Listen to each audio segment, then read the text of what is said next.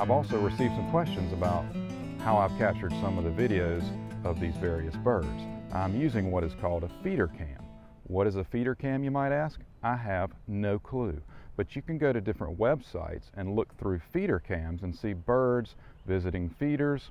You can see birds upon nests. This is a wonderful way to access the natural world if you're stuck at home or if you don't have some birds in your backyard that you would like to observe. So I highly recommend it, but I've never actually seen a feeder cam. Is it some kind of model or make from Nikon or Canon? I don't know. Is it its own brand name? I do not know. So what I did was I got a bird feeder and I have a cell phone and I put it on camera mode. And so as far as I'm concerned, I have a feeder cam too. This is important to me because a lot of my bird watching friends say, hey, have you ever gone to see the feeder cam on such and such website? And I sort of felt like, you know, if I'm going to do a little segment on birds, I need a feeder cam or I'm inadequate. You know, I'm less than cool. And so I almost felt like me without a feeder cam would be like a Visca girl without like a Hydro Flask. And I, welcome back, naturalist. And an eastern bluebird just flew onto the far side, and there she is, going to freeze the frame. She's got a little chestnut chest there, kind of a pale blue color to her head and back region, and there she is moving around, and off she goes. Probably, hopefully the male will come in. There it is, and bright blue color. This is a cavity nester. Need to put a bird box. One of the limiting factors is not so much food, but a place to nest. They don't have the tough beak of a woodpecker, so it's nice if you can provide a home for them, and they'll often come to it. So here's a good look at the female bluebird, and sometimes people say they think they saw a baby robin. Oh God, it's on my face, it's on my face. A baby robin in the yard, and I think that's a great observation because indeed this species is related to robins. They're all thrushes, and the female is especially reminiscent of the American robin. Now here's the male, beautiful blue on the back, and this blue can be a little bit variable. Blue color in birds is often the reflection and refraction of light, so you kind of have to be cognizant of the way the sun is shining when you're observing these. But bright blue in the male and little darker colors in the female, eastern bluebird. So the bluebirds will come to the seed sometimes, but they really prefer mealworms. So if you can provide mealworms in the form of suet or loose dried mealworms, or we keep a mealworm colony here at home, then they will come with the utmost alacrity to consume them.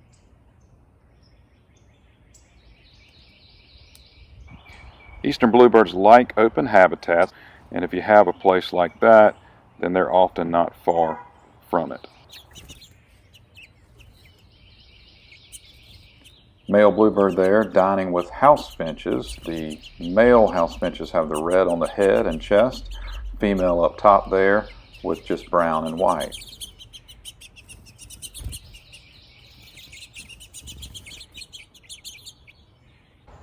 Couple of chipping sparrows there on the bottom of the feeder. Beautiful, cute little birds. I love them. They got a chestnut cap there, a white stripe above the eye, kind of an eyebrow, and then a black stripe right through the eye.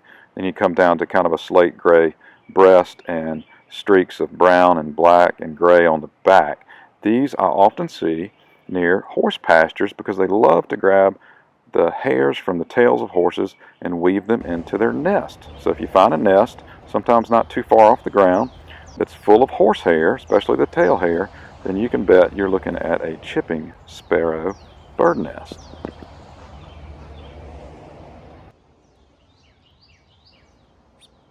Female cardinal there flying in on the bottom right. So she doesn't have quite the red color that the male does because she's got to stay disguised and hunker down on the eggs here in just a couple weeks. But otherwise she looks very much the same as the male. Still has that little crest upon the top of her head. So there's the male northern cardinal there. Beautiful, bright, brilliant red. And we take these things for granted. I mean, good gosh, they're fantastic colors. And the more red they are, it tends to be the more successful they are in their reproductive output. So I guess the ladies find the bright red quite conducive to hooking up. For some contrast, I put those orange cones in the background across the street. That was totally intentional, so you could have that red stand out in all its brilliance. These birds are great seed eaters. That big conical beak is fantastic for popping open seeds and taking them down. State bird of 7 different states. So while a lot of songbirds are having a hard time, the northern cardinal is doing just fine. So speaking of state birds, ours is at the top, and there it is, Carolina Wren. Beautiful little bird. This guy is brown, has that tail kind of cocked up, has a nice white eyebrow, little dark brown stripe going through the eye, and a kind of a curved bill there. Mostly an insect eater, but grabbing some of the seeds here. These individuals are sometimes loathed because they move into garages and flower pots and under the covers of grills in order to make a nest, but you can ameliorate that to some degree by offering them a place to stay. So put a box up. They like to find a cavity, and sometimes they'll go to that. And dynamite comes in small packages. The Carolina Wren has one of the biggest voices in all of the land. The bird books all say they make the sound tea kettle, tea kettle, tea kettle, but I think my daughter had it right when she said, "No, Daddy, they're saying Carolina, Carolina, Carolina." Carolina Wren, state bird of South Carolina. So we have a northern mockingbird. There it is. Big, long, gray bird, and size is important in birds. This is a very stretched out bird compared to some of the other birds that we've seen. Big, long tail, mostly gray when it's sitting, and that can be important. Sometimes if you don't see the presence of obvious characteristics on a bird, then that is the important characteristic. Some faint white wing bars, but other than that, mostly gray on top and white on the bottom. This bird is appropriately named. It's famous for its repertoire, being able to repeat the sounds of hundreds of different other birds, including machinery. Sometimes I've heard it make the reverse noise that you often hear when heavy equipment is backing up.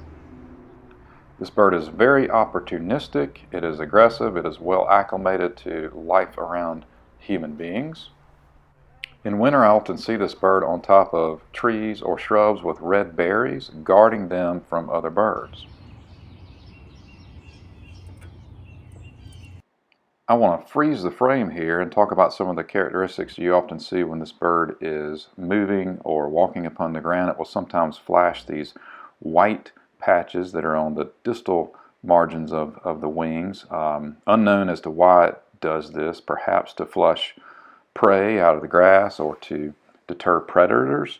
But also, if you notice, the edges of the tail feathers are white, and so I like to think about the why behind the what when I see things like this. It helps me remember how to identify a bird if I know why it has the colors that it does. And so you'll see white feathers on the outsides of tail feathers of birds, and oftentimes that is to distract predators. So if a hawk or an animal comes in to try to capture the bird and it flies off and it flashes that white on the outside of the tail, that becomes the most noticeable part of the bird, and the predator will sometimes go for those most noticeable parts, and the vital parts of the bird, the body and so forth, can get away hopefully unscathed. So there are good reasons for the colors that birds have, and by the way, the contrast between dark and light colors on birds is one of the first things to try to pay attention to. Where is the black and where is the white? That can be quite useful in identifying the bird to species. This used to be the state bird of South Carolina before the Carolina Wren took over in 1948, northern mockingbird. So we'll stop with the northern mockingbird for today and bring in just a few more species from our backyard bird feeder in the next lab.